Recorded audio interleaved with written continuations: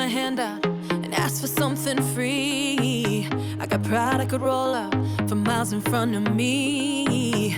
I don't need your help and I don't need sympathy. I don't need you to lower the bar for me. I know I'm superwoman, I know I'm strong. I know I've got this cause I've had it all along. I'm phenomenal and I'm enough. I don't need you to tell me who to be. Can someone just hold me? Don't fix me, don't try to change a thing. Can someone just know me? Cause underneath I'm broken and it's beautiful. I'm broken and it's beautiful. I'm broken and it's beautiful. I'm broken and it's beautiful. I'm broken and it's beautiful. We're walking on the ocean, turn water into wine. We bury our emotion and pretend that we're just fine. The only way to live now is to know you're gonna fly. To listen to the lying lies and their lies. I know I'm superwoman, I know I'm strong. I know I've got this cause I've had it all along. I'm phenomenal, I'm enough. I don't need you to tell me who to be. Can someone just hold me? Don't fix me, don't try to change a thing. Can someone just know me? Cause underneath I'm broken and it's beautiful. Hey, I'm broken and it's beautiful. I'm broken and it's beautiful. Hey, I'm broken and it's beautiful. I'm broken and it's beautiful. I'm tired. Can I just be tired? Without piling on all sad and scared and out of time. I'm wired. Can I just be wise? Without feeling like I'm failing and I'm losing my mind. Can someone just hold me? Don't fix me, don't try to change a thing. Oh, someone just know me. Cause underneath I'm broken and it's beautiful. I'm broken and it's beautiful. I'm broken and it's beautiful.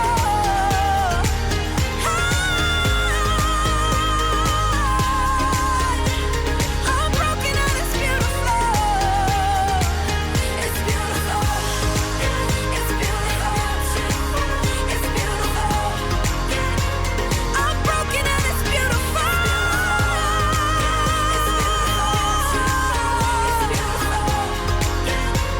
I'm broken and it's beautiful. Hello, Hi, everyone. I'm Margie. Hi, and I'm Greg. I'm a filmmaker and producer based in Los Angeles. I'm in Manila and I work in the fields of impact investment and entrepreneurship, and I'm a mom of 3. With our partner Ideas for Good, we bring you Pinay Playbook, an online series of conversations to get to know and interact with remarkable Filipino women who have made strides in their chosen fields. We want to shine a light on Pinay champions, what they say, what they do, and amplify their voices and uplift others on the same journey. Today, we will be exchanging views about brave initiatives in literacy and education. Yes, and so as you probably know, today's episode was inspired by the celebration of World Literacy Day last September 8th. But before we get into the program itself, why is literacy important to begin with? I mean, language is a means for us to frame our experiences into narratives. Words have the power to turn constructs into norms and reality, so to speak. And indeed, literacy is the bedrock on which to fulfill the promise of education to nurture lifelong learners so that they can then pursue their dreams and make a meaningful contribution to life, to society. But upon checking, we saw that while Philippine literacy rate is said to be 99+%, per the government statistics, functional literacy is hovering at about 90%. I don't know if there's more updated data, but we've seen that this, among other factors, leads to low employability. And one report stated that 65% of fresh graduates are in fact unemployable. This is according to the employers.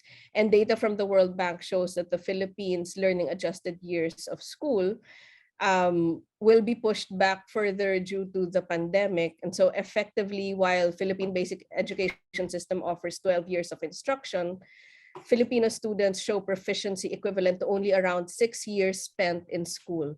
So this is a big problem for us. We're nurturing the next generation. So how then do we improve literacy in the Philippines to build resilience and ensure equitability and inclusivity? And that's why we're here today. At the end of the session, we may come up with more questions than answers, but asking the right questions is the first step, and having this conversation is important. So we're glad to have you here with us. Right. So before we begin, we have a few reminders. We want this to be an interactive environment. So we encourage everybody to have cameras on, but to be respectful of everybody, we encourage the microphones to be off. And then also feel free to engage in the chat. I see one of our Pinay Playbook team members already engaging, and feel free to introduce yourselves and where you're calling in from. As I said, I'm in Los Angeles. Some of you may be from other parts of the world. After the panel, the Q&A will take place in breakout rooms. And so if you're able, please rename yourselves to let our team know and the panelists know the discussion that you would like to join afterwards. So when you registered, there were choices 1, 2, and 3. Basically, 1 being broadcast media and literacy, 2 books and literacy, 3 outreach and student action. And some of you may not have had a preference, but if you did have a preference, please rename yourselves and add the number at the end of your name. So now let's introduce our wonderful panel. Yes. So our first guest is Lyca Benitez-Brown.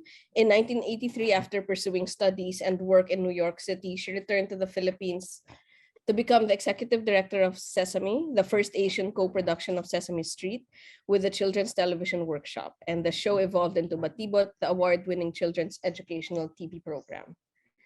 She was a British Council Fellow, a consultant for Prix Jeunesse International in Munich, and taught at the Institute of Mass Communications at the University of the Philippines and the Ateneo de Manila University. In 1986, she volunteered to help June Keithley run a radio station called Radio Bandido, which rallied people power to EDSA. She was later appointed by President Corazon Aquino to represent the broadcast sector in the National Commission on Culture and the Arts. Since then, she has worked in various capacities at the helm of a number of companies and institutions around the world. She returned to Manila in 2013 to work for the Philippine Women's University, founded by her grandmother. And now retired, but still active, she continues to serve as board member and advisor to several well-known organizations. And she currently serves as the communications officer of the Outstanding Women in the Nation's Service, or TOWNS, board for 2021 to 2023. And Dr. Annie Rosa Almario, our next panelist, is the school director and co-founder of the Raya School, a progressive school that aims to develop a sense of country in its students. She is also the vice president for product development of Adarna House, the country's first and largest children's book publishing firm. She has a master's degree in learning, design, and technology from Stanford University and a doctorate in curriculum studies from UP Diliman. She currently lectures in UP Diliman and Miriam College. And next, we are featuring Project Bata Mag-aral Ka. In 2009, the UP Sigma Delta Phi sorority started Project Bata Mag-aral Ka, or PBMK, to teach and inspire 5 to 7-year-old underprivileged children in low-income families around the university and encourage them to go to school. So the children are taught values, reading, writing, math, and hygiene through interactive activities. And storytelling so that the children are learning while having fun. In 2019, 10 years later, the sorority held an interactive career and scholarship fair. 50 children in grade 5 and 6 who were graduates of the PBMK program attended the fair, which aimed to equip them with the right tools and information to plan their futures and accomplish their dreams. PBMK is now the flagship program of the sorority, as they believe that education is the key out of poverty. As of 2022, the program has engaged 300 out-of-school children with like-minded partners from the private sector to university-based organizations such as Gawad Kalinga, Museo Pambata, UP College of Human Kinetics, and UP Children's Rights Advocates League, or CRADLE. The goal of the sorority is to reach out to more children in even more remote communities.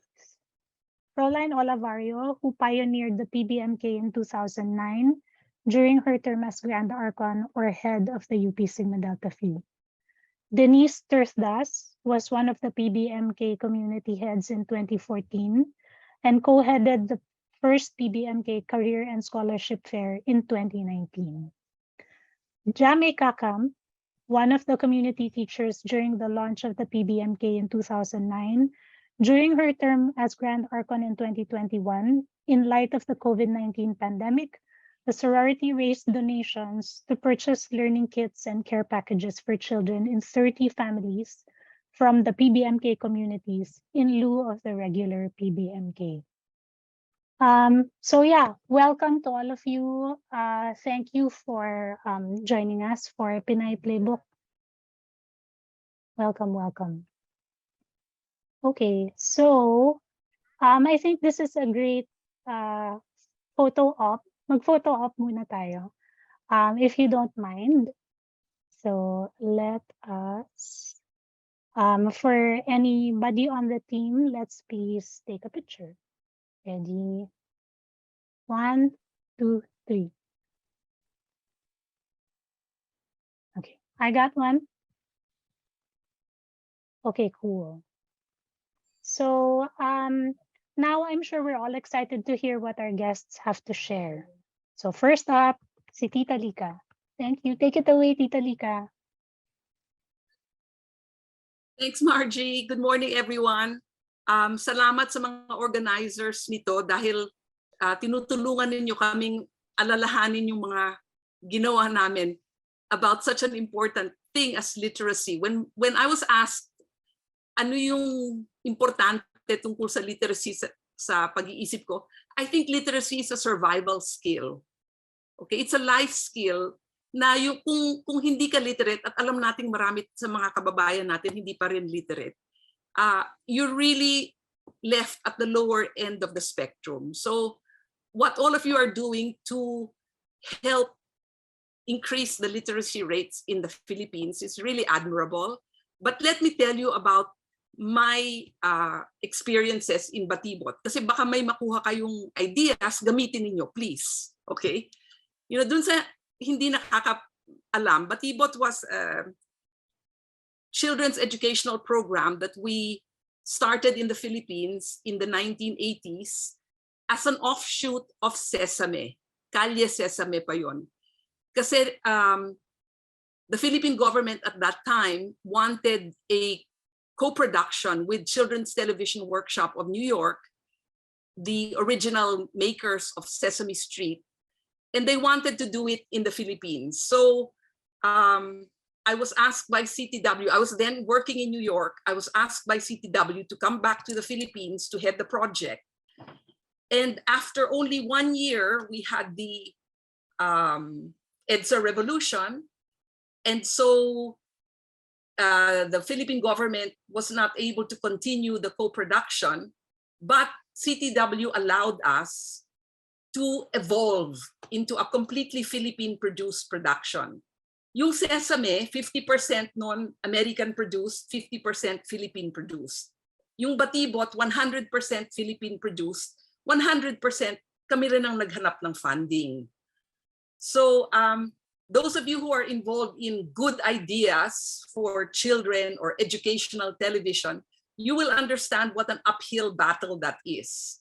Because in the Philippines, unlike the US or England or other countries, educational television does not have very much support in terms of funding.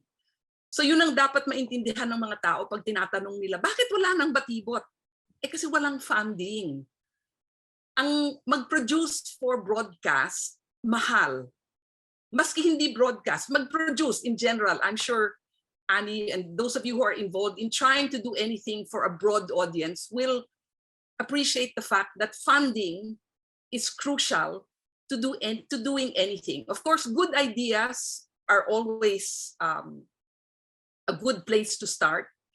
But as I always tell people who work with me, good ideas do not make good productions. And one of the things that people will always remember about Batibot is that we produce good programs.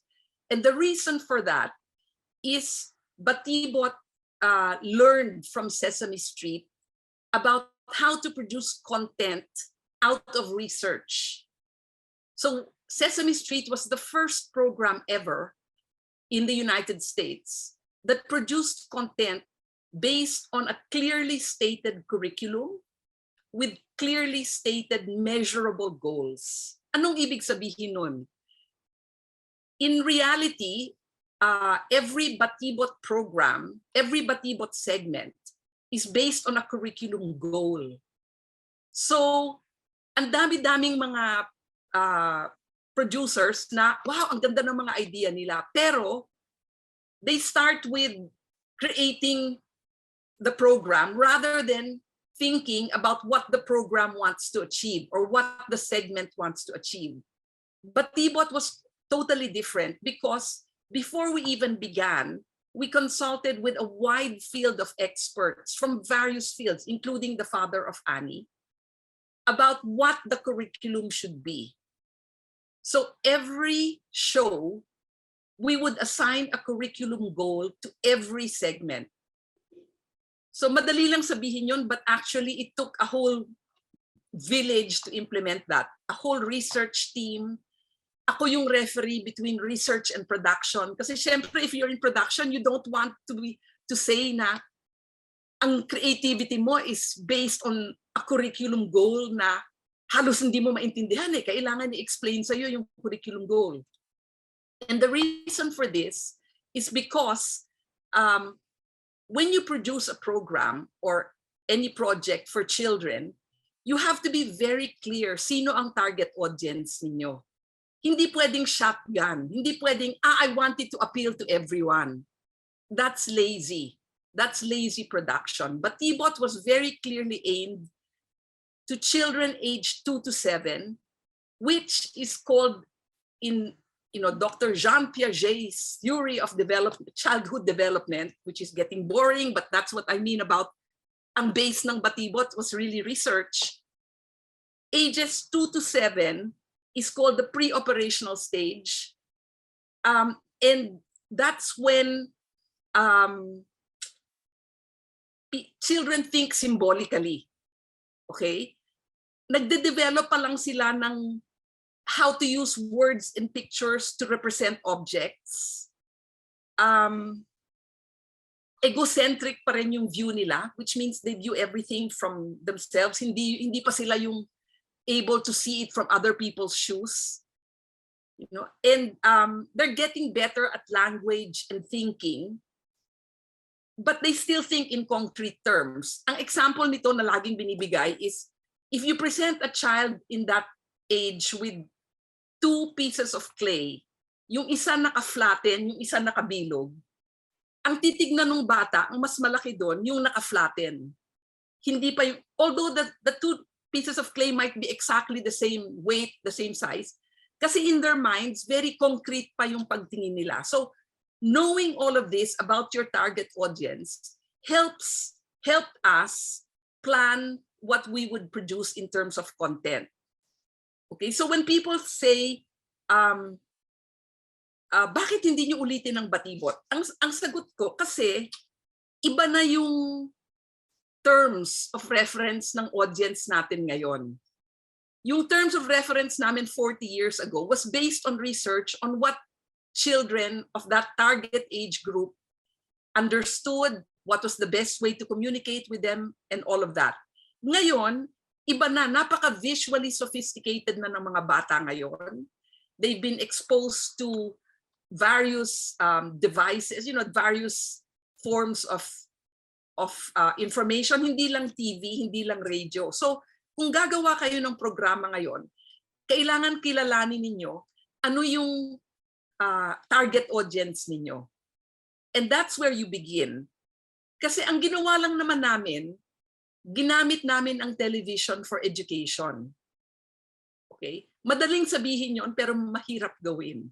And fortunately naman, because of maybe all the hard work that we did, people still remember Baitbot fondly. And that's why I appreciate it when I'm invited to discussions like this, just to help people remember na once there was a program called Baitbot that dominated educational television. I mean, sa totoo lang, in our prime, talo namin ng Itbulaga sa ratings. I mean, seriously. Because we really knew how to reach our audience.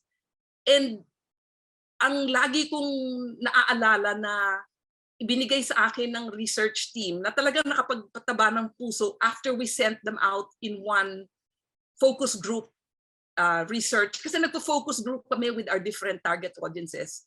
Na pagbalik daw nila from a not so very wealthy community of mga urban settlers, pag tanungin mo daw yung mga bata, nag-aaral ka ba? Ang sagot daw nila, opo. Tapos tanungin nila, saan kayo nag-aaral? Sa Baitbot. So in our minds, at least for that half an hour every day, when they had access to free television through Baitbot, feeling nila, nag-aaral sila. And natutuwa kami kasi meron sila talagang natututunan. So I will close with that. And later, when you want to discuss, if you have questions, I'll be very happy to answer them. Pero yun lang ang ipapaalala ko sa inyo. Kung gagamit kayo ng mass medium sa mga projects ninyo, you have to remember the rules of the game. Hindi pwedeng, kasi, we have very altruistic goals. We want to educate children, etc. Blah, blah, blah. Kung hindi kayo papanoorin, wala kayong karapatan gumamit ng mass media. Okay? So mag-aral muna kayo kung paano yung effective way na gamitin whatever platform you want to use bago kayo magsabi na, bakit hindi kami sinusuportahan? O bakit walang nanonood sa amin? Kasi sa inyong manggagaling yung programa. And again, I repeat, good intentions don't make good productions. So you have to learn how to be good producers. And on that note, I will say thank you very much and see you later in the breakout room. Okay? Did I make my 5 minutes, Margie? Thank you, Tita Lyca. But before we let you go, Okay. just wanted to, just respond to that and ask you maybe one question. But it was great to hear that, behind. So I also kind of grew up on Baitbot. I'm a little on the older side, but it's great to hear really that there was pedagogy and a curriculum and rigor and research behind that. It's very inspiring. And definitely, you reference Itbulaga, and there's so many shows now that are not necessarily teaching us anything. So now with tech and opportunities like this, we were able to come together in Zoom. It makes things more scalable. What are opportunities you can see? How can tech be a game changer to maybe lower the barriers for those who want to get into this? And you mentioned funding was one of the barriers, right? But with tech, does it then make it easier, assuming that we already have the curriculum and the research and all that? That's one of the things that requires research. I mean, seriously, everybody says, because of the of tech, it's become more democratic, productions are easier to do, etc. But there really hasn't been, for me, enough research on how to use tech in an effective way to educate children of a specific target audience. That's what I mean. You have to be very specific. When you say tech, sinong audience nyo? Hindi pwedeng shop, hindi pwedeng lahat.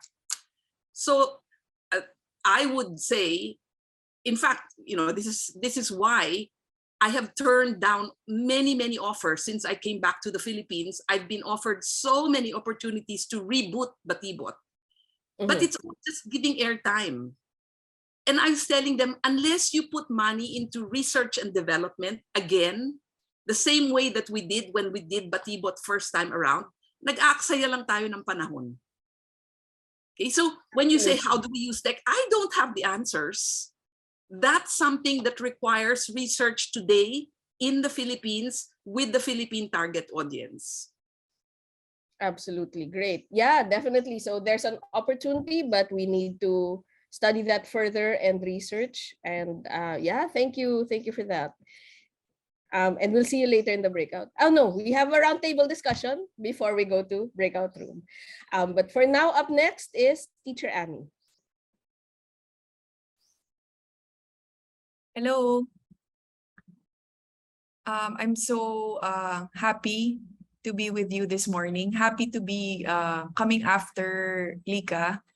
And pressured kasi coming after Lyca. Gusto kong, naka-silent lang ako kanina, naka-mute ako pero nagsasabi ako talaga ng tama. Gumaganon ako habang nagsasalita si Lyca dahil tama lahat ng sinasabi niya. Tulad niya, kino-consider ko yung sarili ko na producer din dahil one of the hats I wear is that of children's book publisher as the product development lead of Adarna.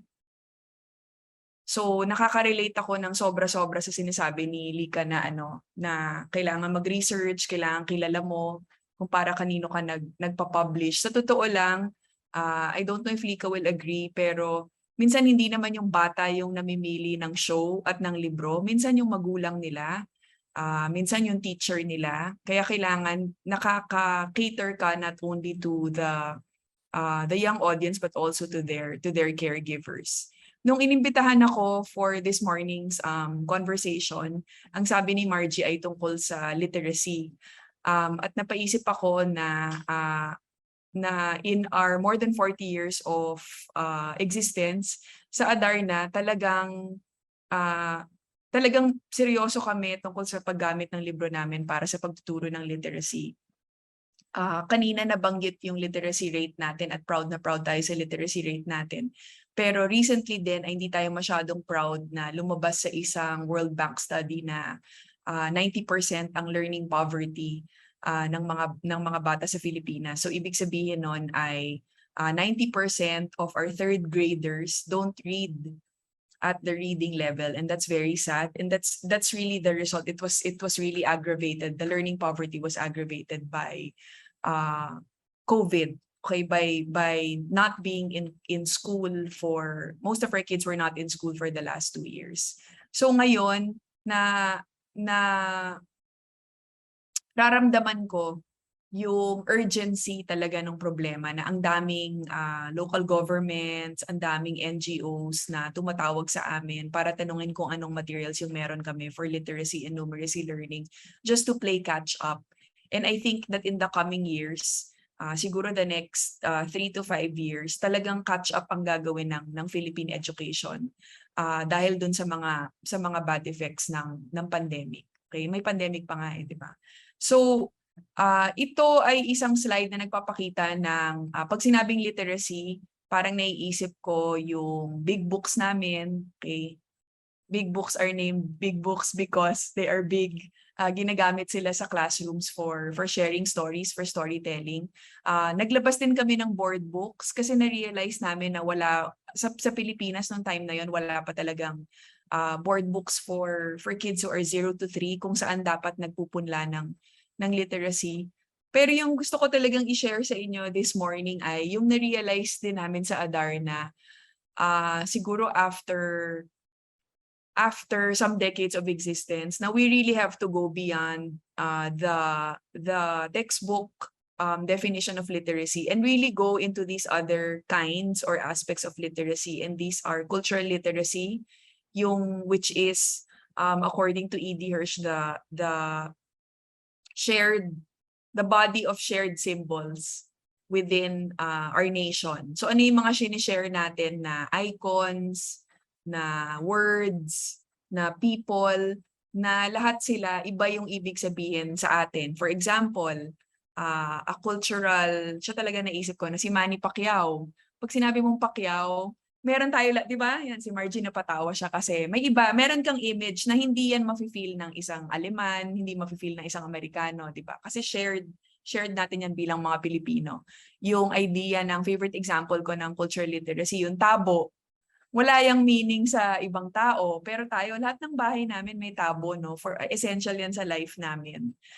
Tapos, bukod dito, yung pagpapalakas ng cultural literacy ng mga bata, dahil nga sinasabi na ang global na, so dapat di na tayo masyadong stuck to our cultural icons. Pero actually, dahil mas global na yung mundo natin, dapat mas malakas din yung body of cultural icons na sinishare ng mga batang Filipino. Dahil sa kind ng mundo natin ngayon, kailangan din palakasin yung critical literacy ng mga bata. So iniisip namin yan sa Adarna, paano kaya na sa pamamagitan ng mga librong pinapublish natin ay tinutulungan natin yung mga bata to examine power relations, diba? To see where discrimination happens, and yung critical literacy. To know that nothing is neutral, diba? And then yung sa akin sobrang importante the past recent months ay yung political literacy. Na feeling ko parang kung may subject na ganyan bagsak yung mga Pinoy. Hindi tayo masyadong maalam sa kung paano nag-work yung government at kung paano mag-elect ng tamang leaders. I'm so biased. Okay. So, itong mga libro na to, ito yung mga libro na tumutugon dun sa mga kinds ng literacy na nabanggit ko. So, meron kaming libro, for example, on Filipino musical instruments. Meron kami on Filipino food. Meron kami on knowing the Katipunan. Meron kami on cultural icons whom we think all children should know, like Lenny Robredo. Meron kaming libro tulad ng Ako ang Bayan na tungkol sa citizenship. So pag nilalabas namin to, very conscious kami na meron tayong pinagtitibay dito. Meron tayong Filipino citizen na nire-raise together. Okay? May generation niya na nire-raise natin together. So, pinag-aaralan siya. Kaya sobra ko na-appreciate yung Baitbot. As Lyca said, my dad was part of the team.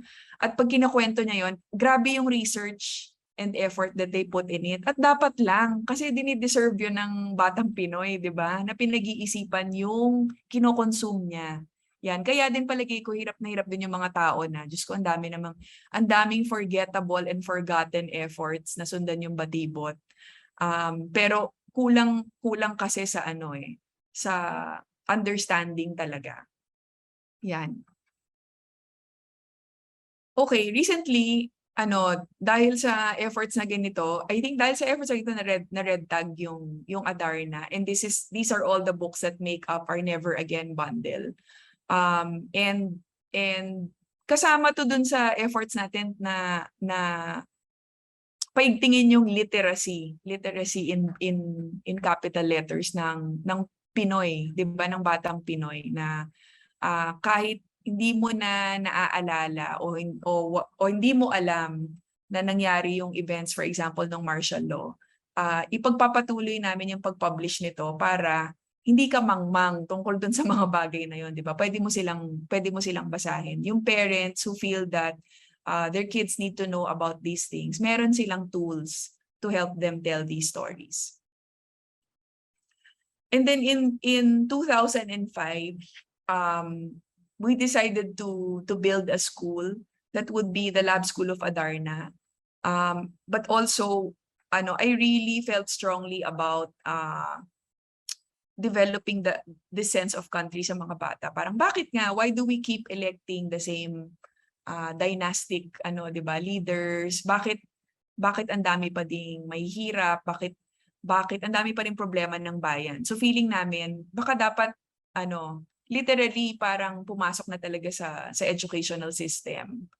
So ang naging key sa amin dito sa Raya, dahil kami ay progressive school, ay yung hindi namin siguro nagagawa sa Adarna, yung talagang direct na magbigay o tumulong na bumuo ng body of experiences. Hindi lang books, pero body of, well, reading is an experience, pero experiences for the kids as they're growing up. So you'll see the pictures of our high school students eating with farmers para they can directly ask them about the state of agriculture, of Philippine agriculture from their perspective, hindi yung sa dyaryo, hindi yung official na statement ng gobyerno. Nagko-commute sila kasi sorry dahil middle income yung kids namin, di talaga part yan ng typical Filipino experience, pero hindi sila marunong mag-commute, di ba? Iba-iba yung generation ngayon eh. Tapos yung last na picture yan, yung dinadala sila sa slum areas para matuto silang makisalamuha. So ito din, literacy building din to, cultural literacy building, critical literacy building, political literacy building. Meron din kaming project sa ganito. Baka magulat kayo pero high school lang to. Meron kasing project ng pangalan na Isalita ng Taon. What words define a year? And it's actually a project of an institute for language. Pero ginawa namin siya in high school. And for the first year of the pandemic in 2020, these are the words that our high school students suggested. Bakwit, which is for our Lumad brothers and sisters. Si Baby River, hindi ko lang kung maalala nyo, pero 2 years ago there was a political prisoner who gave birth and whose baby had complications and she wasn't able to attend her own baby's wake dahil prisoner siya. So that really touched our kids, our high school kids. So nilagay nila. Oust, syempre nung time ng COVID, parang lumakas din yung call to oust Duterte, and then of course the anti-terror bill. Also in our school, naniniwala kami na kailangan mo lumabas para ma-educate, para maging literate. So hindi pwedeng nasa school lang. So these are examples of what we call our class or alternatibong classroom, kung saan may araw na, hindi lang araw, pero buong buwan yan yung gagawin nyo. Tapos kasama nyo sana yung magulang ninyo. Meron kaming class on Quezon City Day. This is the graphic on the left, kung saan i-discover nila yung what makes Quezon City special kasi our school is in Quezon City. Tapos meron ding class na tumutugon dun sa mga isyong napapanahon tulad ng pag-interview sa jeepney driver about the transport strike, or making a poster for World Mental Health Day, or making a vlog about Indigenous Peoples Month. Dahil naniniwala kami na yung karanasan hindi lang sa school natatamasa, di ba? Mas natatamasa mo sa labas ng classroom. In today's world, sabi nga ni Lyca, kailangan ng kausap natin ay yung child today.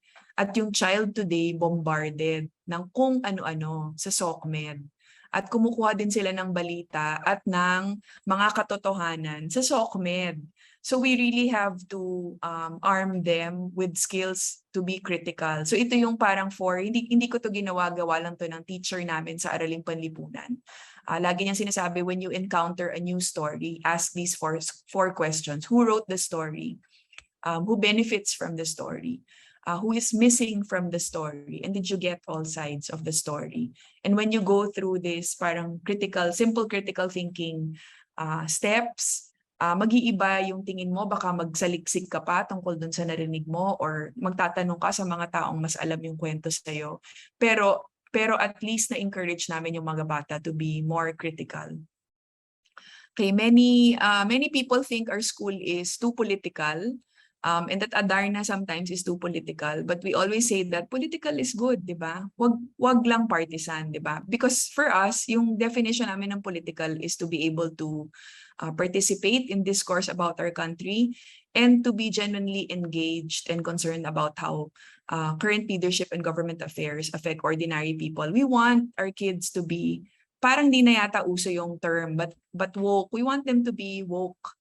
At minsan kasi yung woke, hindi maganda yung connotation. Pero sana woke for today's generation of kids means that they're aware, what's happening, and they're well informed, and they know where to get the truth. They know where to get information. I think that we will continue to do what we do, especially because of our current political environment, to try to talk about the truth, talk about things that, bring uncomfortable conversations to the fore, because that's needed for us to develop not just a literate society, but a critically literate society. Thank you.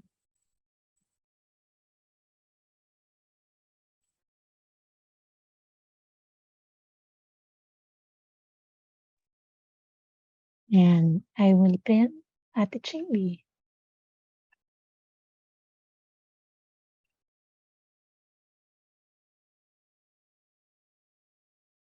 You're muted. Nakamute pala. Hi, Annie. Good morning. Thanks for Morning. telling us about your work in Adarna and Raya Books also. And it's really an eye-opener, and also what you said is, I guess, for us, no, parang it gives another meaning or another dimension to the concept of literacy. Hindi lang siya yung words or numbers or even in books, but experiencing, having common experiences and common symbols and icons. So I'll just go back to what you said earlier about 90% of third graders, parang that was a World Book study, no? How do we get out of that? How do we change that? I'll stop myself from saying the first answer that came to mind, because it may not be, my politics might not be appreciated. But it is a difficult, multi-layered problem. Sasabihin ko lang na dumating tayo dun sa point na to kasi nung past 2 years, especially, di ba, most of the private schools were doing online learning. And for some, hindi nga yun effective, di ba? Pero most of our public school kids were not doing any form of interaction with a teacher. Di ba? Their parents were teaching them. Syempre, hindi naman equipped lahat ng parents. They were working with modules na some of them couldn't read. Some of them, their modules were being completed by their parents. So isipin nyo na dumating tayo sa point na to because of zero instruction. So I think that what is needed is parang a massive program na of remediation across the early grades. Actually, across K to 3. Yan. May nagtanong nga sa akin recently, parang ano kayang pwedeng gawin? Sabi ko, kahit nga reading lang yung i-focus ngayon eh. Dahil doon talaga tayo nagkulang. At saka, hindi mo naman madedenay na yun talaga yung foundation ng lahat. So, kailangan matuto magbasa ng mahusay yung mga bata para mag-survive sa basic ed and maging successful sa buhay. So, yan. Kailangan tutukan yung reading. And I think the government is trying to do that. Trying to focus its efforts on reading remediation and on literacy. Okay. But how about the choice of books? I want to know, like, you showed some slides about the kind of books that you sell, that you publish in Adarna. What are the kinds of books that you mentioned from K to 3? Ano yung mga dapat binabasa ng mga bata at this age? Meron kaming programs kung saan parang nakasandal yung books on the curriculum. So parang if you get that whole set, parang they actually come with lesson plans and you can teach your kids how to read. Pero yung added kasi na value ng Adarna, parang habang nagbabasa ka, natututo ka magbasa, basahin na natin yung tungkol sa bayan natin, di ba? Basahin natin yung tungkol sa kultura natin, sa kasaysayan natin. So when we choose books for our kids, parang let's not just choose books. It will teach them the color or something, or how to count. Parang hanap din tayo ng books na we can use as springboards for conversations about being Filipino. Okay. Okay, so I also want to ask you, oh, by the way, congratulations for the award for the people who just joined, I mean the attendees. Annie Almario won the Towns Award, 10 Outstanding Women in National Service Award recently, a few days ago lang. Ay, yesterday. Ayun. So, so I just want to congratulate you on the work that you're doing in Raya, in Adarna, and also in the other kinds of literacy that you mentioned. And hopefully the government and other schools and other teachers will be on board with teaching other forms of literacy as well. So yun lamang. And then sa ano na lang, sa roundtable talk na lang yung iba. Salamat. Thank you so much. So up next are Fro, Jamay, and Denise of Project Bata Mag-aral Ka. Hi, everybody. So thank you for having us. Thank you to Margie, to Greg for inviting us to be part of this very engaging and insightful webinar today. So before we start introducing Project Bata Mag-aral Ka, hopefully this quick video would give you an idea of what we've done and the goals of Project Bata Mag-aral Ka. Just give me a thumbs up if you can hear the audio.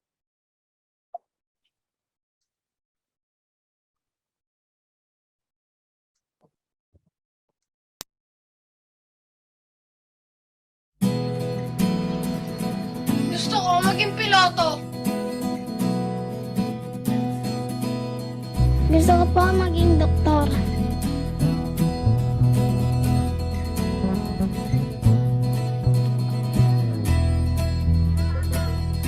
Gusto kong gumawa ng pagbabago.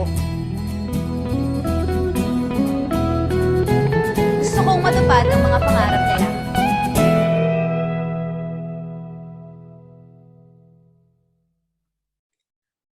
Good morning. I'm Fro from UP Sigma Delta Phi, and joining me are my sorority sisters Jamay, Caccam, and Denise Tirthdas.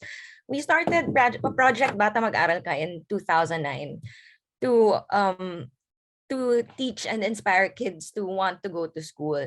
Nangyari to, I was a broadcom major then. I was in college, and then I did the documentary for class for an elective.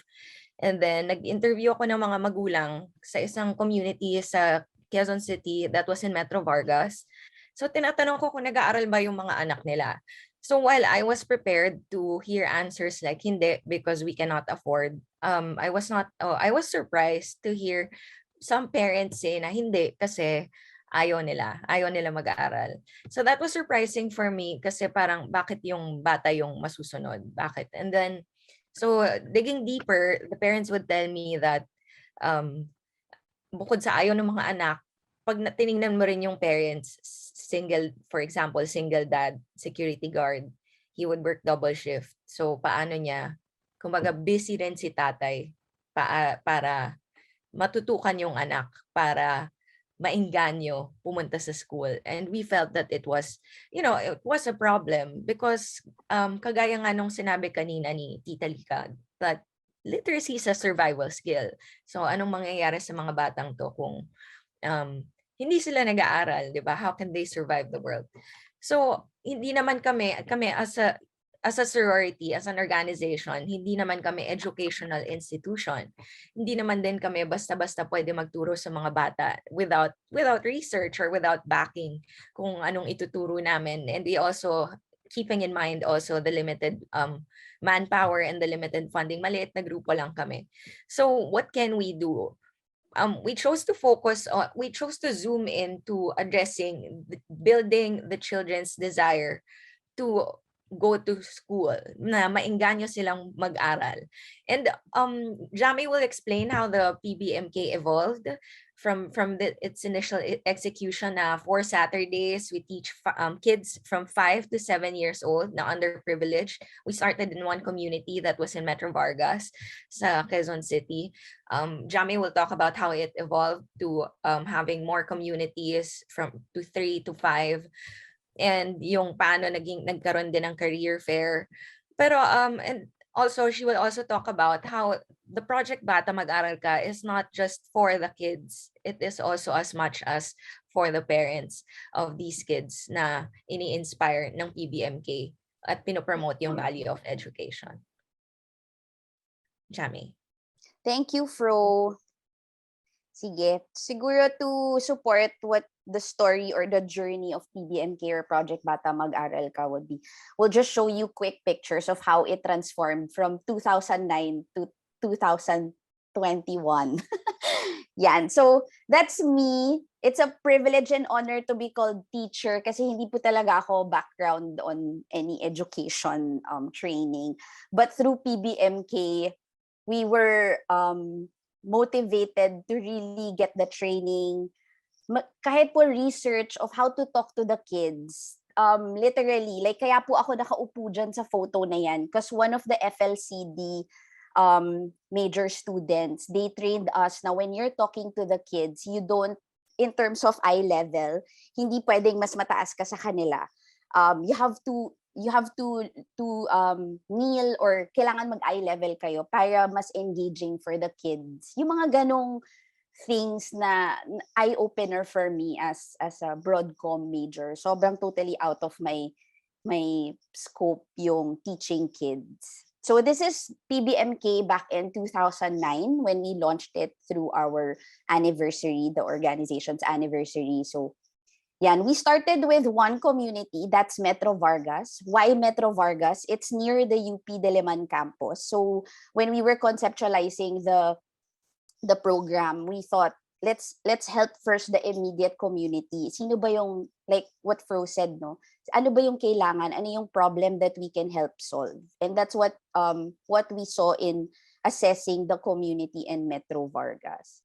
And then later on, it grew to a bigger community. So from one community, it expanded to 3, and then eventually growing it to 5 communities around UP pa rin. So very targeted yung communities that we work with.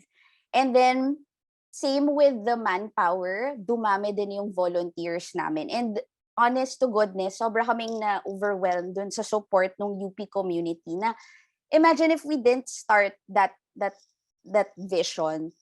Parang wala silang avenue to volunteer, wala silang avenue to know the stories of these kids, of these communities na around UP lang din. And yun, nakaka-proud to be able to give them that platform to help. There. So as the volunteer group grew, pati din we gained traction then in terms of partnership. As you can see, we partnered with organizations such as JCI, meron din private sector sponsors like Banapol, and even the professors in UP, they even acknowledge the program Project Bata Mag-aral Ka as parang, not sure if you're familiar, CWTS. So it's a required unit of volunteer work, and PBMK was acknowledged to be part of that. So dumami rin talaga yung volunteers namin. There. And then I'll transition this part to Denise for the school fair or the job fair that we conducted through the PBMK program. Take it away, Denise. Thank you, Jamay. So good morning, everyone. So in 2009, so this was our 10th year anniversary of PBMK. And for the 10-year anniversary, we wanted to revisit the children who were part of the program. So we went back to Metro Vargas, which was our pilot community. And we asked our previous students and also other students around the same age what they wanted to be when they grew up or what they wanted to be after graduating. Since a lot of our kids were already around middle school or some of them already early high school. And a lot of them, their ideas were surrounded or limited to what they knew or what they could see immediately. So a lot of the answers we got is like, we want to be Cardo de Lisay, or which, although a noble profession, we wanted to open their view and show them what else they could do outside of their immediate circle, or what they immediately saw in their communities. So because of this, we decided to have a scholarship fair and career fair for both the kids and also their parents as well, so that their parents could also, are informed and could help them with deciding where they wanted to go for, or what track or strand they wanted to take for senior high school. And we partnered with the Alumni Association, so the Sigma Delta Phi Alumni Association, and we also partnered with Upsilon Sigma Phi. We also partnered with TESDA to talk about the vocational strands of, and what were the different scholarships that they could apply to. So the fair consisted of different booths, and we partnered with student organizations to help us manage the booths. So for example, the STEM track, we had engineering students and science students. And then for the sports track, we invited student athletes to talk about the different sports that they were part of, and also how sports science goes, and if they wanted to take that track. One of the booths also since our faculty advisor, Leila was a professor in BA. We also invited her to talk for the business and management booth. One of the things we also had was we had a talk for the parents and an open forum to address the different questions that they had, because a lot of them were not necessarily misinformed, but they really just had no information available to them on how to enroll their even some of them, how to enroll their children to higher level schooling. So that was really the main focus of the school fair. But I think the main goal really of that year's PBMK was really to inspire and challenge them to think or expand their dreams outside of what they're used to. And we wanted to equip them with the right tools and information to accomplish this, and and show them that they'll be able to reach this through education. Because what we wanted to avoid was them dropping out of school, because like what Fro said earlier, was a lot of students, it's not really in terms of their means, but more of because they lose the desire to want to continue. So that was really what we wanted to reinforce through this career fair. If I may just share a couple of realizations doing the PBMK program. Siguro, like when it started, pag sinabi sa'yo, nagulat ako dun eh. Like yung kinakwento ko kanina, nagulat ako na sasabihin sa akin ng parent na ayaw kasi ng anak ko eh. Sa akin, bakit yung bata yung masusunod? Parang unthinkable siya for me, kasi parang naisip ko, kung ako yung magsabi sa magulang ko na ayoko mag-aral, mapapagalitan ako, or hindi, magagalit yung magulang ko, or hindi lang siya option na hindi ako mag-aral. So bakit ganun dun? Yun yung reality nila. And how can we help, and how can we address that? Tapos kung titingnan mo, kahit hindi niya sinabi exactly nung magulang na, hindi ko kaya siya pag-aralin, or wala akong pera para pag-aralin siya. But if you really look at it, it's still about poverty. Kasi 'di ba, kung nagtatrabaho yung magulang, magdo-double shift siya para punan yung mga basic needs such as food, shelter, electricity, tubig, all those things na pag weigh-in siguro nila na nasa ganong kondisyon, mas mahalaga siguro yon than going to school or than education para sa sa realidad nila. Makikita mo na yun pa rin yung kailangan nating i-address. Makikita mo na poverty pa rin yung yung cause din ito.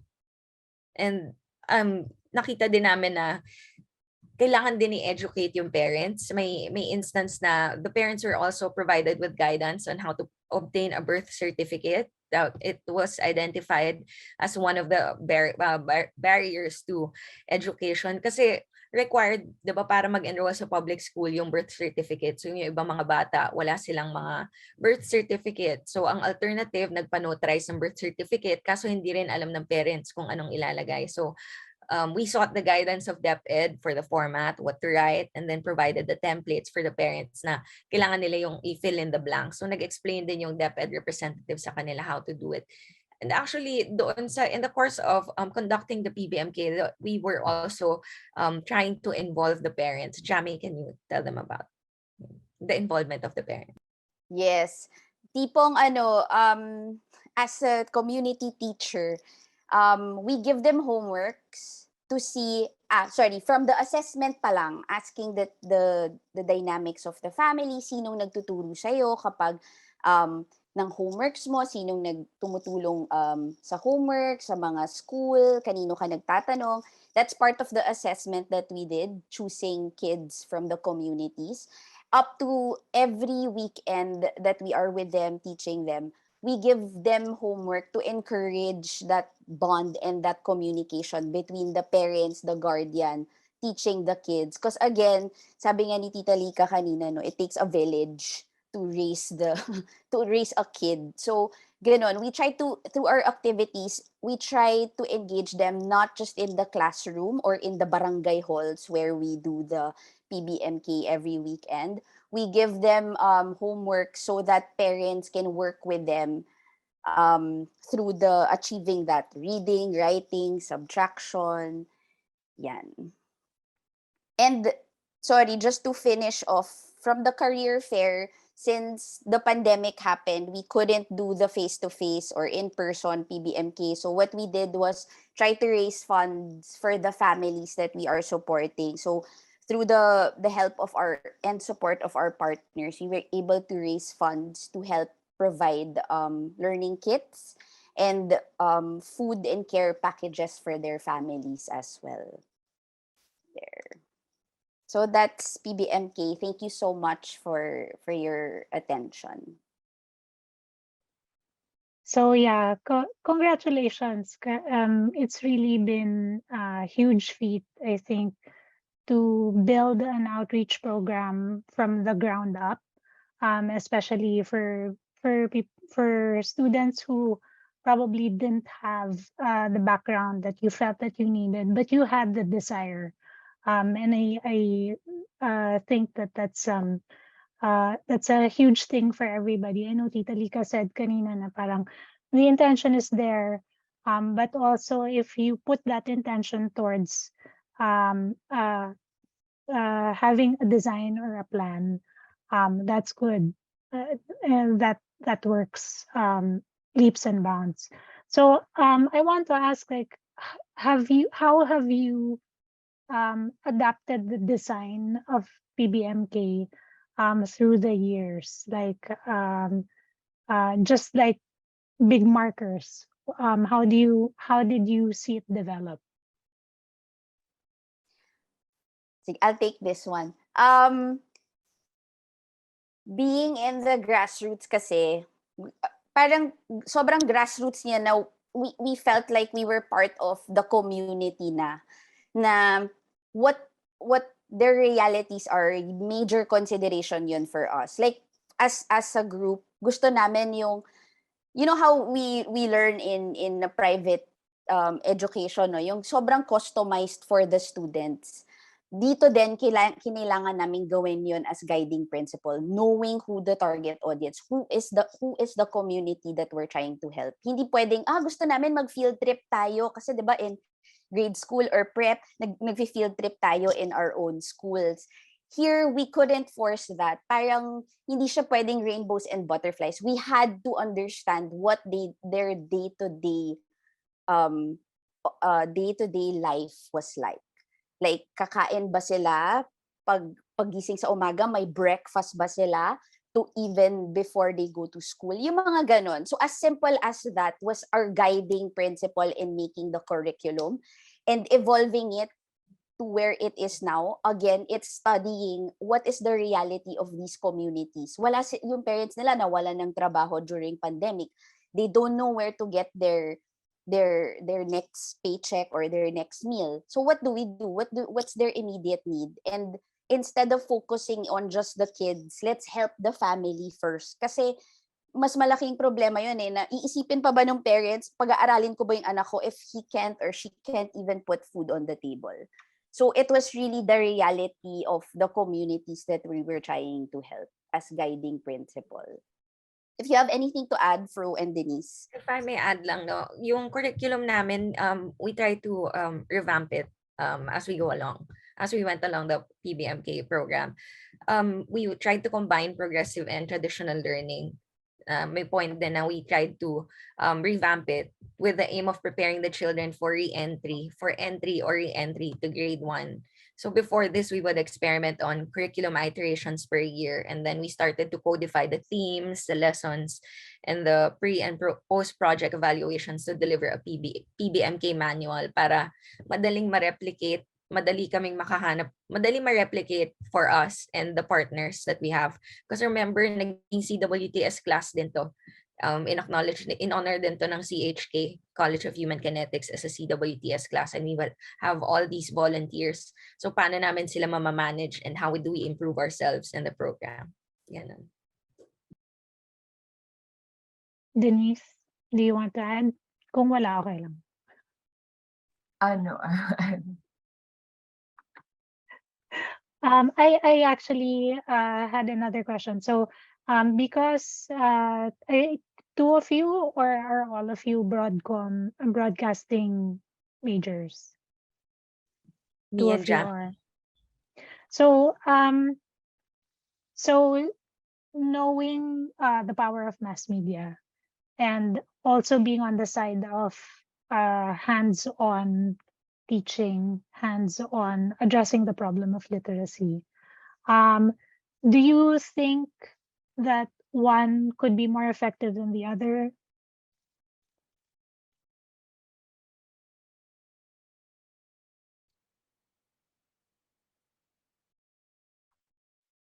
For me, I wouldn't say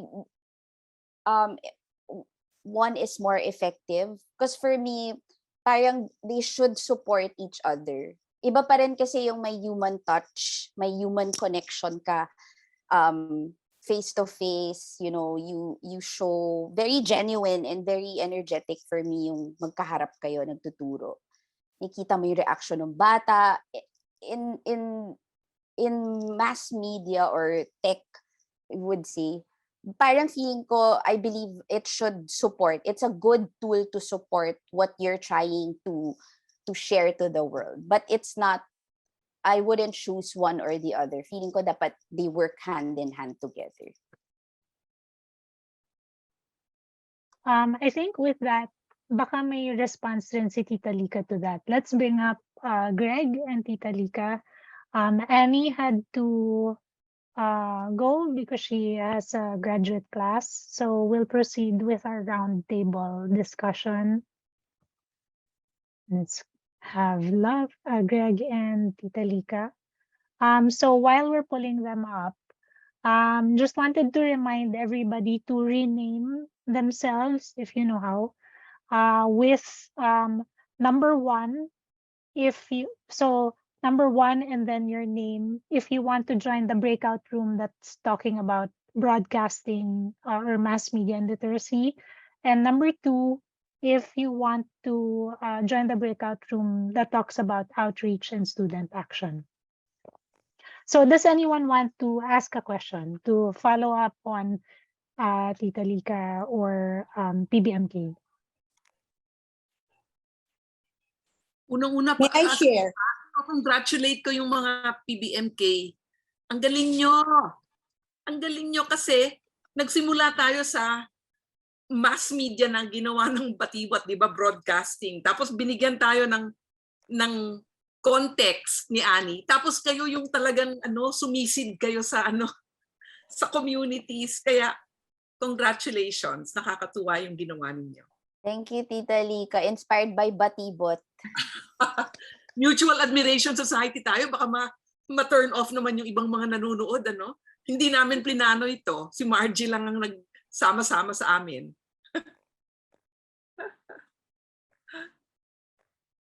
Hi, Lyca. This is Vicky Winnicky. Hi, Vicky. Hi.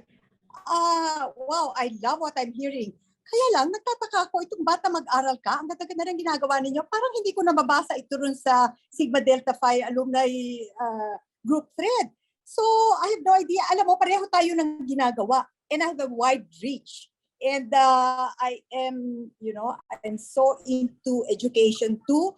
I have a platform. I have a very, very wide reach. I have financial support. But how come, we have not even touched base. Hindi ako kasama rin sa mga organizations ninyo na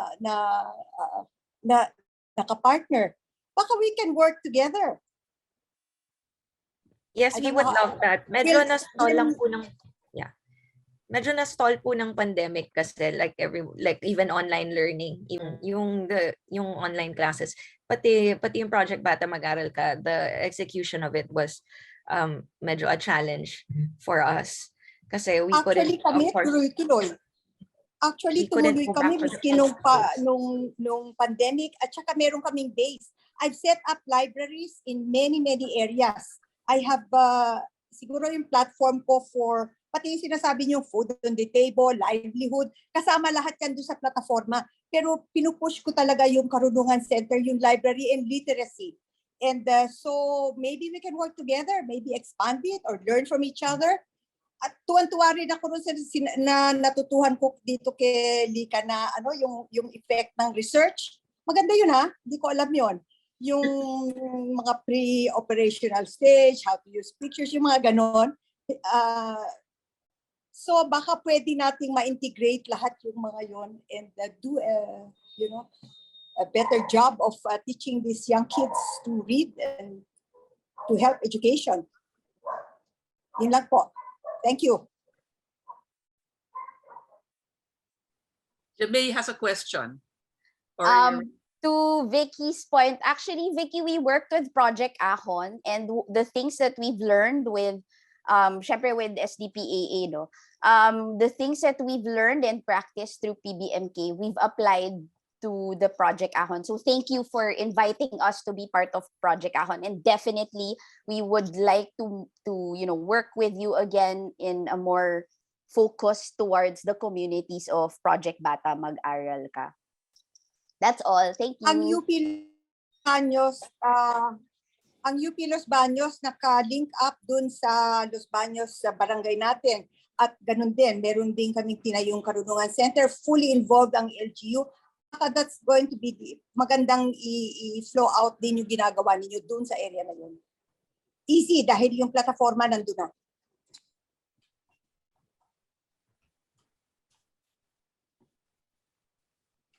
Baka naman may questions yung mga ibang nasa meeting. Ako, meron pang isang tanong. Hindi pala tanong, sharing. Kasi I just, sabi niyo, you are trying to bring it to underserved communities, no? Kaya ba ninyo na lumabas ng Diliman area? Pwede ba natin dalhin ito sa, for example, mga IT communities na through technology? Hindi kami kasing wide ng Baitbot, no? Hindi mass media yung gamit namin. Pero with with the tools, with the proper tools, pwede namang online, hindi ba, yung pagtuturo? I've had several groups doing that. So baka kaya ninyo, pwede nating gawin sa mga IT communities. We have yun talaga kailangan nila.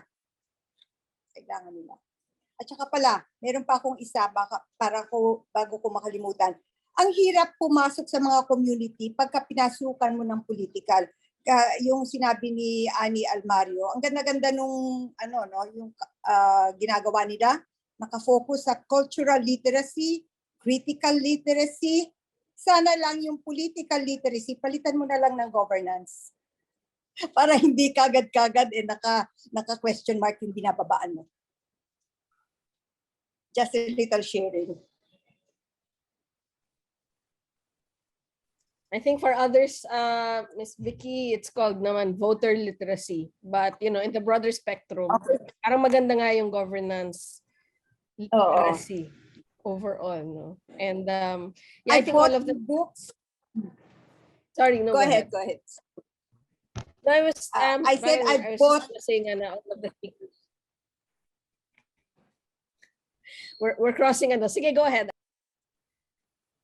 Sorry, I bought your books at maganda.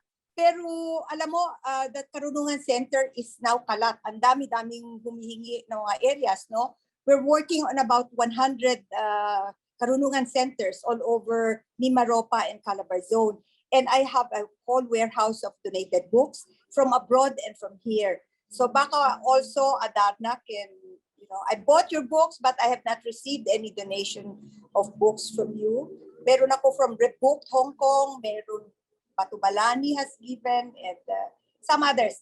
Madali namang mag-set, humingi ng libro, no? Pero hindi pa ata ako nakaka-touch base sa Adarna. Baka pwede rin. Makakarating po, makakarating. We'll mention it po to Anne. And yeah, I mean, ang ganda nga nung sabi nga ni Tita Lyca na really this is the spectrum, right? From mass media to grassroots na all of us working together. And I guess my question for the panel is, how then do we, and PBMK, you've demonstrated this in some way, no? And it would be interesting to see how you will scale this. Or how do we bring together all these different elements, the private sector, the government, mass media, in a more, and I don't know if it was really organic or really more intentional on your part that you have grown it this way, but moving forward, knowing this, how then would you bring together all these different elements? And would love to hear, of course, not just from PBMK, Jamay, Fro, and Denise, but also Tita Lyca, your thoughts. I don't know. I mean, honestly, I don't know if there's a single answer to that. All I know is that, I've been working in media for 50 years. And you just have to work within your circle and achieve the goals that you set. But you have to be very clear about what you want to do. And then ever widening na lang yung circles na yan.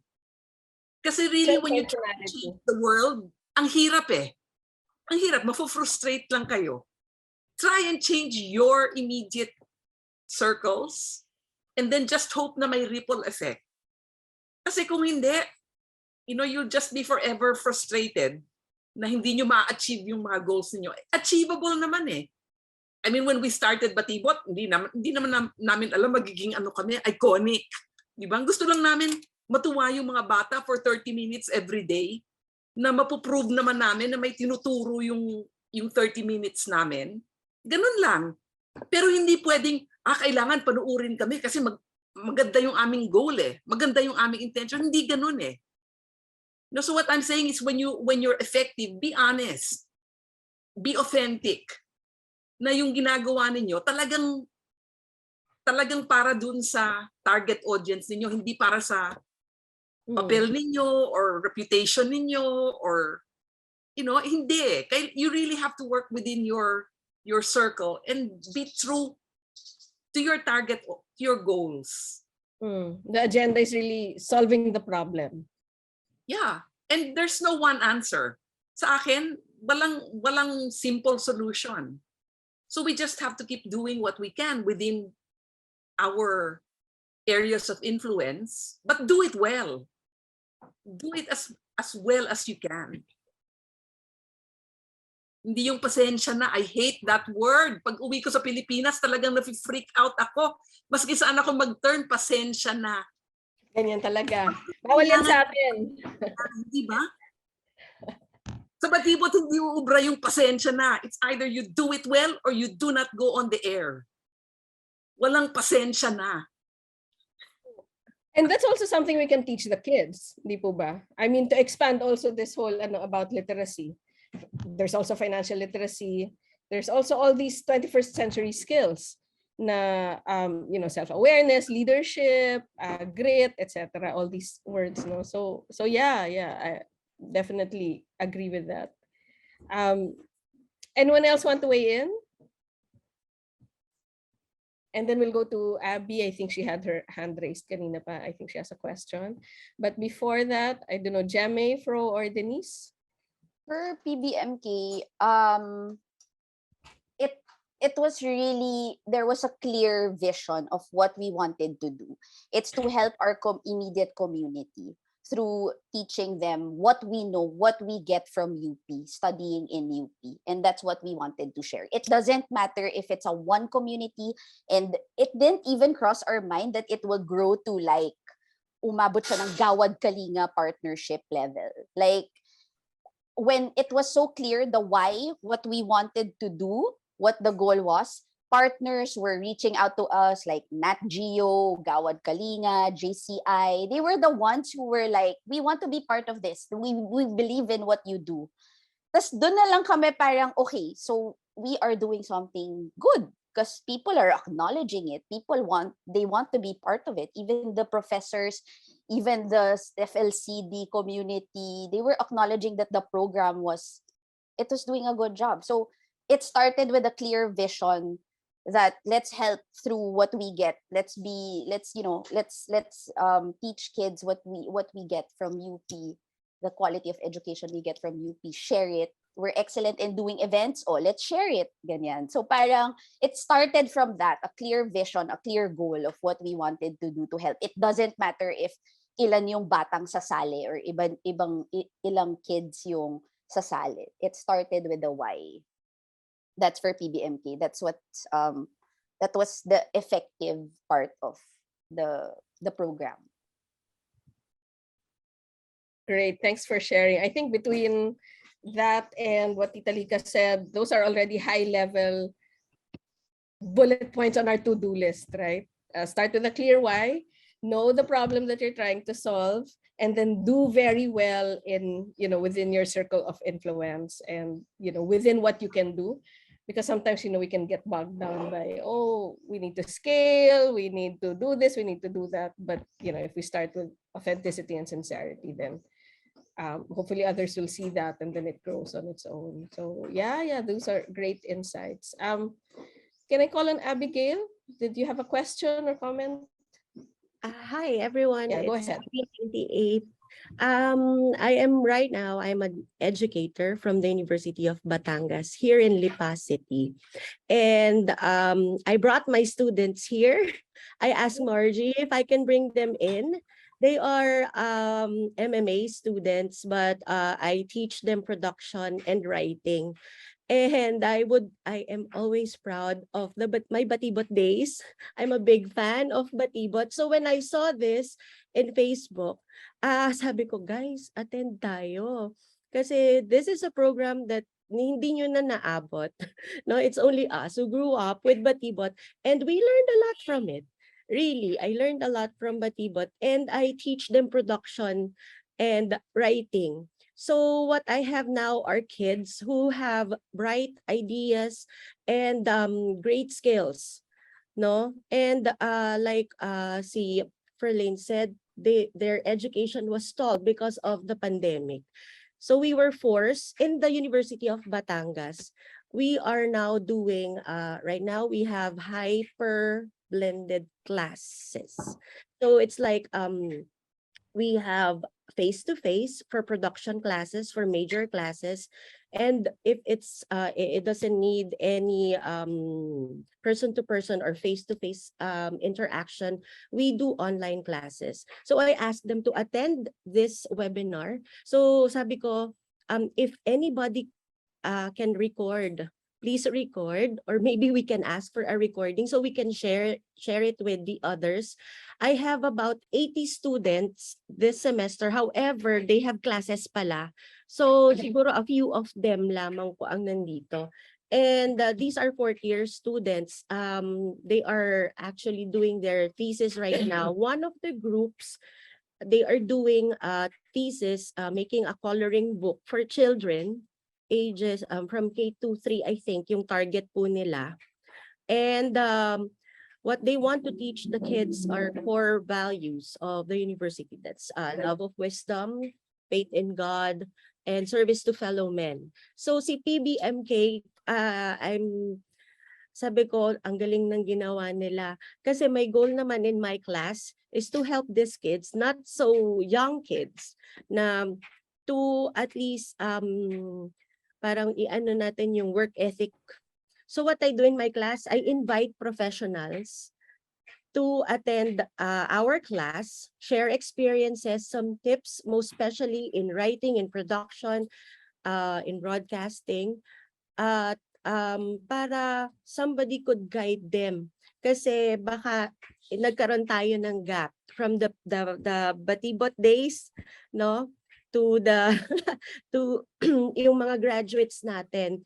So baka nagkaroon ng gap na baka kailangan natin ma-instill sa kanila yung magandang values and virtues that we learned, and most especially work ethic. And sabi ni Tita Lyca kanina, if you don't have it, hindi tayo mag-e-ere. That's what I teach them. Ganun po kasi, I work for Investigador. It's an investigative program in GMA 7 for about 4 to 5 years po. And medyo hardcore journalism, I just had to leave kasi delikado. Pero the basics of broadcasting is there, writing is there, most especially integrity. Yung binavalue ko doon. That's what I learned from the program naman. And that's what I want these kids to learn. So, yan, magpakita naman kayo, mga anak ko po ito sa University of Batangas. And right now, we're trying to make our own organization. Kasi medyo 3 years kaming nawala talaga ng face-to-face. So, hindi nila nagawa yung sarili nilang organization. We're also part of the IT college. This is College of Information Technology, Entertainment, and Communication. So, sinasabi po kanina ni Tita Vicky, perhaps we can work with the IT people.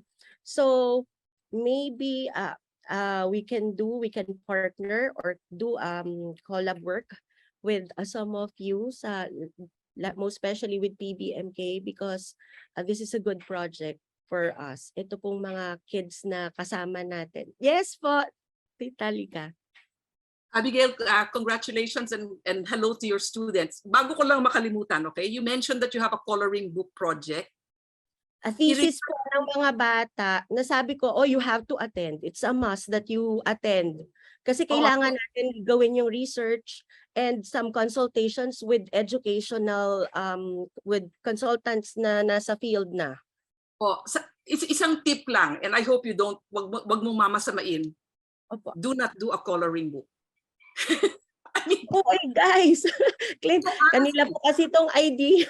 I-research ninyo, mga bata, student, i-research ninyo bakit hindi maganda ang coloring book sa developmental stage ng mga bata na tina-target ninyo ngayon. I mean, there's a whole scientific, scholarly theory about that. I'm just telling you, kasi you're making the child express themselves within the confines of somebody else's image. Mga prinsesa, mga animals, or whatever. Basta i-research lang ninyo. Kasi it's too complicated for me to go into here. But coloring books would not be my first foray into developing material for that age group. Aside from a coloring book, it's also a storybook. So, you know, hindi magandang idea yung coloring book. Sige po. I'm being upfront with you about what yung natutunan namin. No? Maganda tignan, children coloring book, but it's not the best way you can help them developmentally.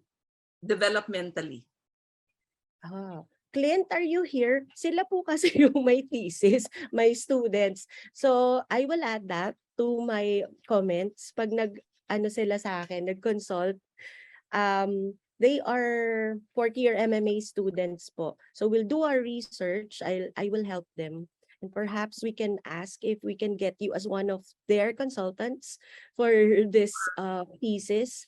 Ay, ang galing ninyo, ha? Talagang founder of Baitbot ang kukulitin natin. I mean, as I said, Baitbot was not a one-person project. There were many people involved. But I'm just telling you, parang shortcuts of what we learned while we were doing it. And I'm not saying I'll have the answers, but I'll be able to point you to people who might be able to help. But you know, now with all the information online, you can really do so much research on your own, and you don't need old people like me to tell you what to do. I'm just pointing you in what direction to go to. So yun, sure. Oh, thank you. Thank you so much po. Okay, isa pang tip na bago ko makalimutan para matulungan kayo na to identify whether what you're producing is effective with your target audience. And maybe Vicky, this will also help with your groups, okay? Alam nyo, ginamit namin yung theory of, yung concept na focus group na ginagamit ng advertisers sa mga bata. Kasi those of you who know advertising will know bago mag-launch ng product, ang daming research ginagawa. Di ba? Para makita kung paano mabibili or magiging attractive yung product doon sa target audience. Ginawa rin namin yun sa Baitbot. But syempre, sinimplify namin yung proseso. So ang focus group ng Baitbot, kasi yung target age group na 2 to 7, hindi mo mapagsasabihan yan na, oh, this is good for you, kailangan kayo manood. So ang focus group process namin, we would assign a group of researchers to observe a group of children of our target audience watching a Baitbot segment. Pag yung mga mata nila pumunta sa ibang lugar, X na yung segment. Okay? Kasi hindi mo ma-force yung mga bata na maupo at manood kung hindi nila gusto yung pinapanood nila.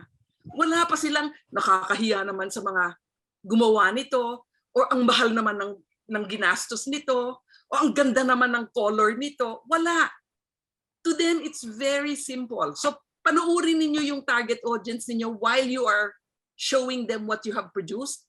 Kung yung mga mata nila mag-stray away, lagpak na yung segment nyo. Ganun lang kasimple yun.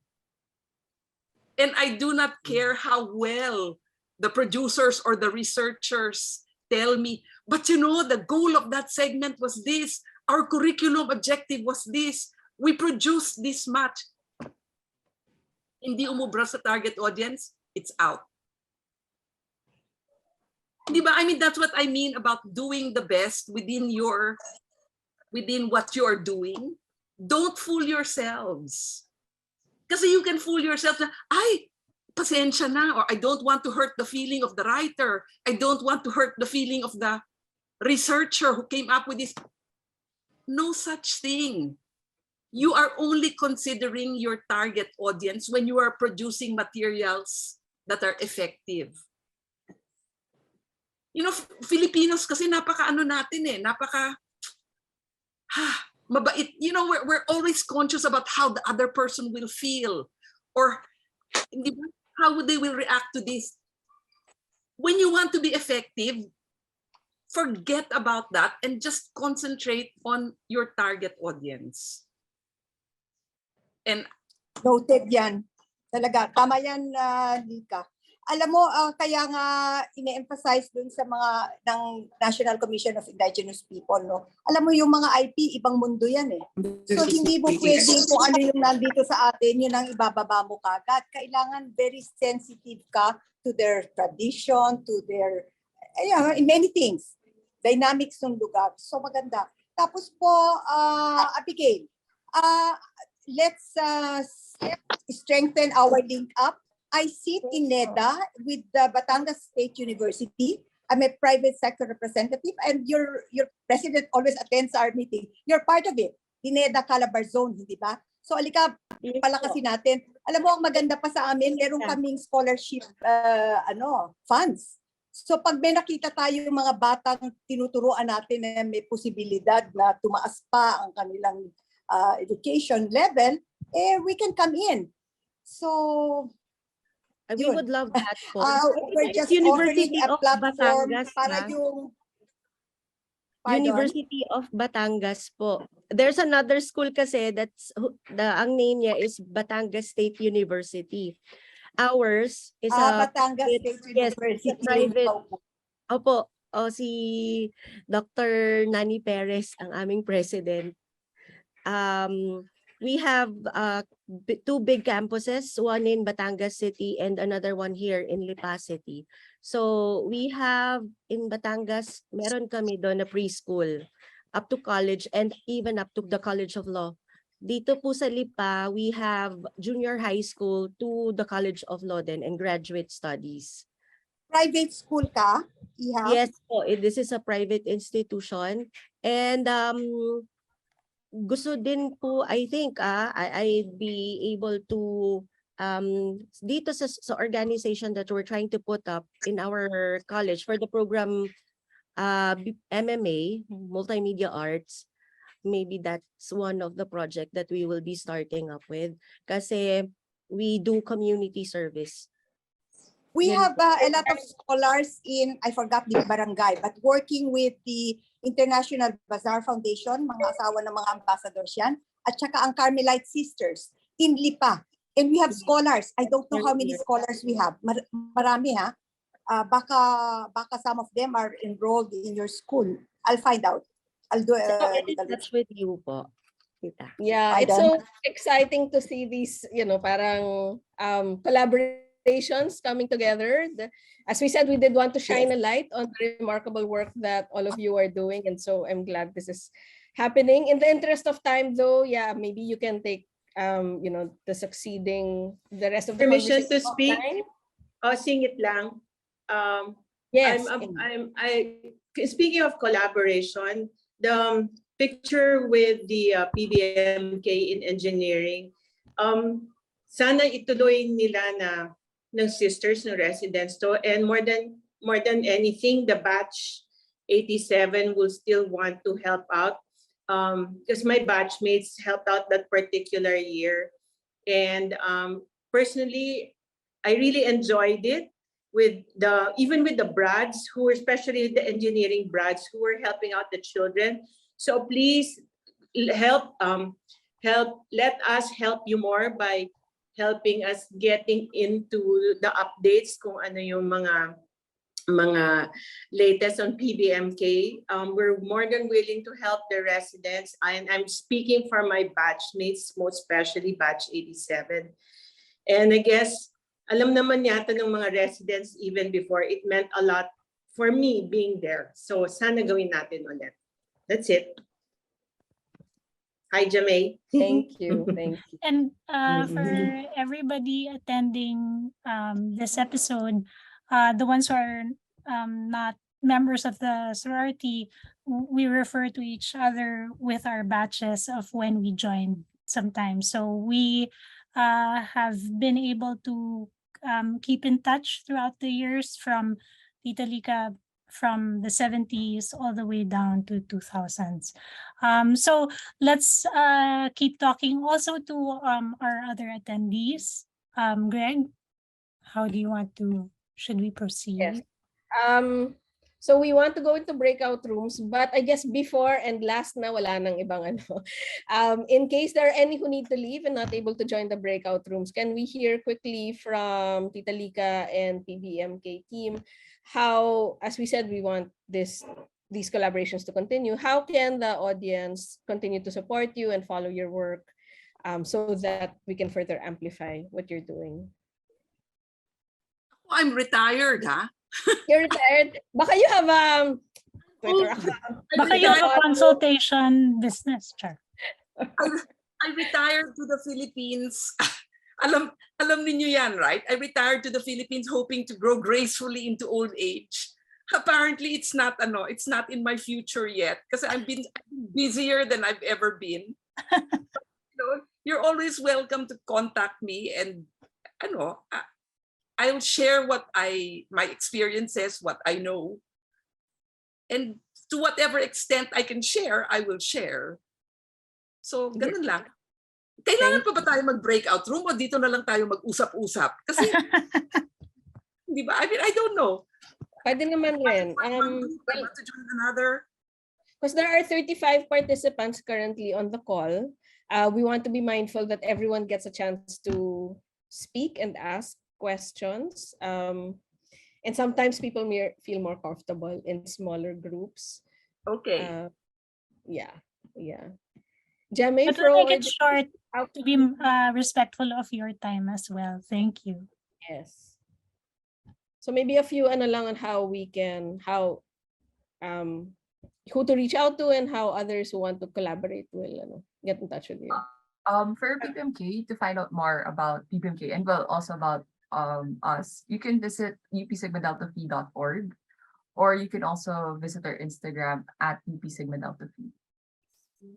Great. Thank you. Okay, and with that, I think we are ready to go into our breakout rooms. So you'll just be assigned. It'll take a minute. So thank you again. Hidoki, kamusta? Kamusta ang rooms ninyo? How was your room, Greg?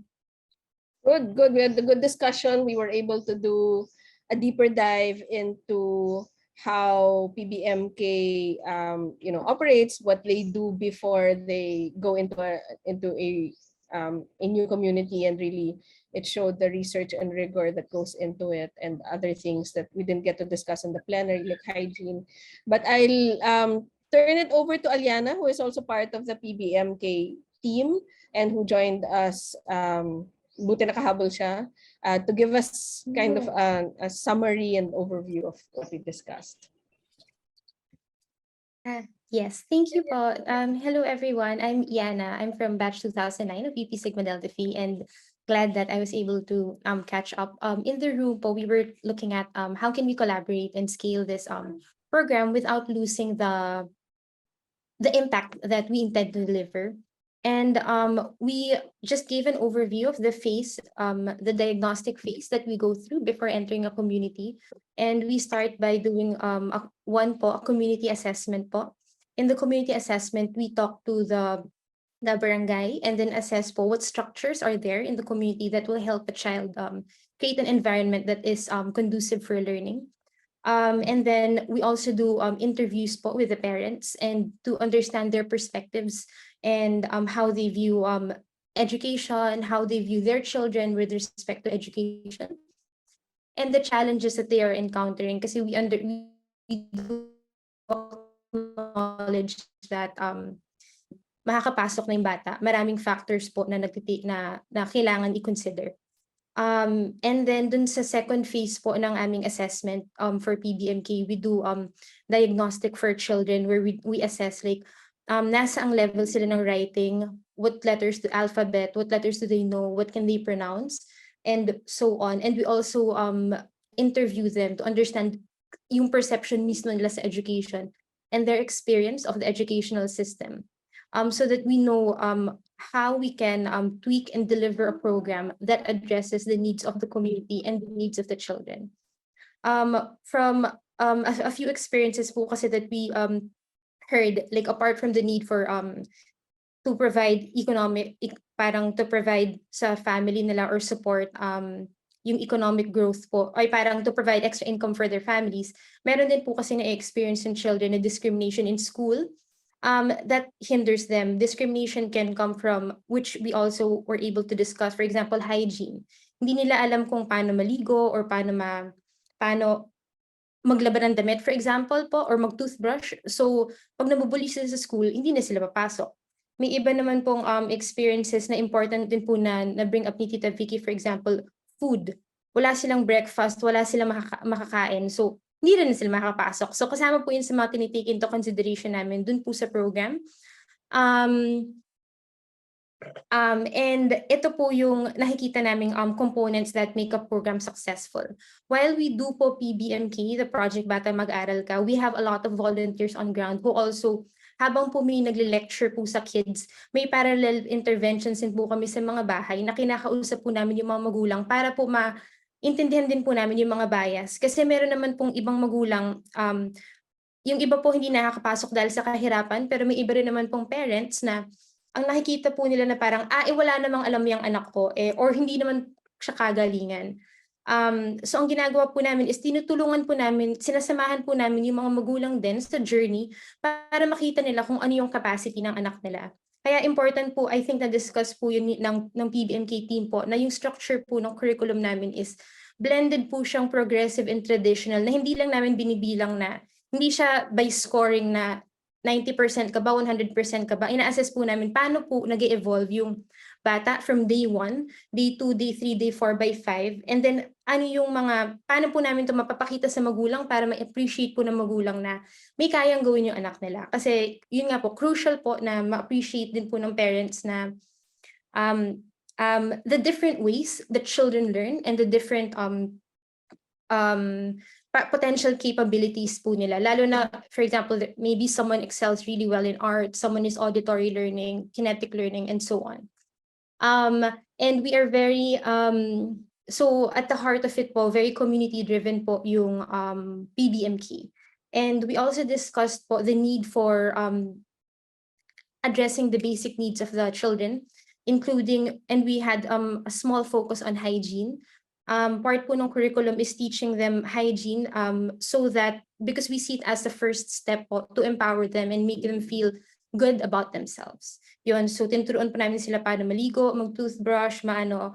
May times po na we do visit them a few, parang 30 minutes before the class starts, just to make sure na ma-remind namin sila, oh, maligo na tayo, papasok na tayo, ganyan. So, yun po. And we are very happy po to see that si Tita Vicky po is very engaged and malakas na po ang kanyang network sa government and in the community where she's in and where they're working. And we, because we see it as sobrang critical po talaga, and we look forward to exploring potential work that we can do together. Thanks, Alyanna. Great summary.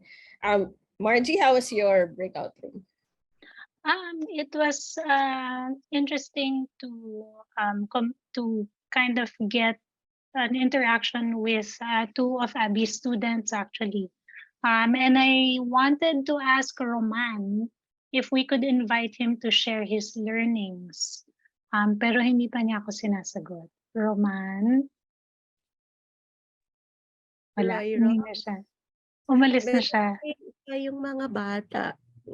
Itong group who joined, sila No, yung mga, he's here. pero they're very much interested. Magagaling sila. Roy Rox is a good animator. Hello po, ma'am. Ayan, Roman. Very good, Roman. So, anong masasabi mo? What did you learn? You had a few questions for us earlier. So, ano ang masasabi mo? Ano po, ma'am? Natutunan ko po yung parang realidad po ng pagganyan pong field po. Yung parang hindi po palaging nakaayon sa plano. Merong mga failures, gano'n. Pero yung mga failures po yan dapat patuloy-tuloy lang po. Gano'n po. Tulad din po nung sinabi po kanina, yung sa mga ideas po. Madami po. Okay. Basta po, thank you po ng madami po. Madami po ang natutunan sa inyo po ngayong araw po. Okay. Oh, salamat, Roman. Thank you, Abby, for bringing your class to this episode. Ate CHINGBEE, how about your room? Tita Lyca, your room.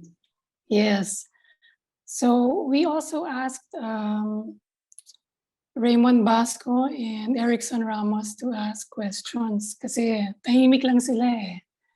So nagpakita sila kanina, and so I would like to ask Raymond to share also kung anong natutunan niya kasi nagtanong siya kanina kay Tita Lyca. Raymond, don't be shy, ha? Yes po. Okay lang kung wala kang natutunan, sabihin mo, okay lang yon. Share mo naman kung ano yung sinabi kanina dun sa, yung sinagot dun sa question mo. Do you remember?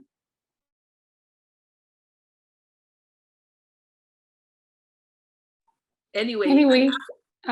Yeah. Okay, Tita. Sa akin kasi yung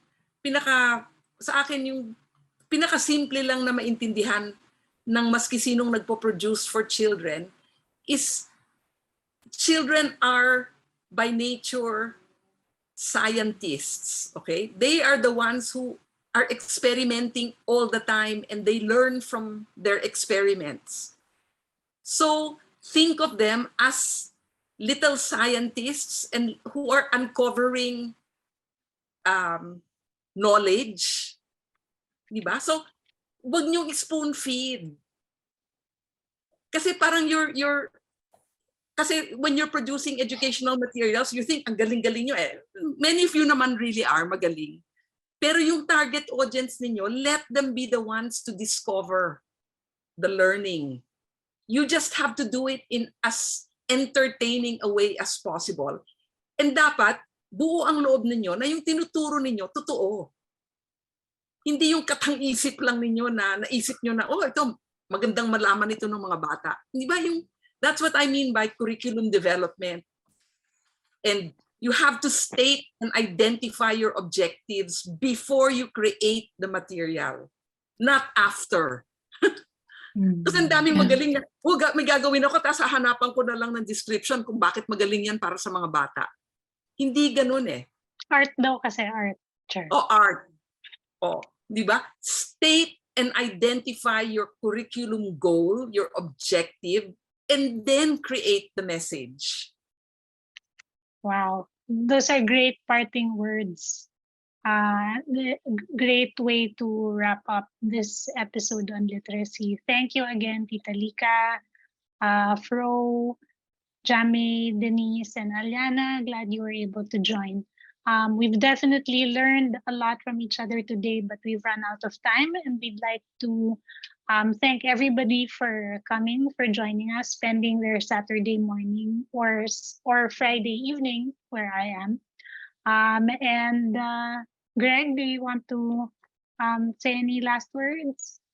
No, just the thanks as well to the panelists. You're also inspiring, and we said that we would talk about brave and innovative initiatives, and hopefully, these brave initiatives then become mainstream, because the world, o kahit sa Philippines na lang, the Philippines needs the work that you're doing. So thank you for the work that you do. Thank you. So follow us on social media and stay tuned for the next episode of Pinay Playbook. Maraming salamat sa inyong lahat. Salamat. See you. Thank you and Thank you, everybody. congratulations. Thank you. O isang pahabol na yung mga Sigma Deltans dito, mag-meeting tayo about the Ha? Yes, Tita Lyca.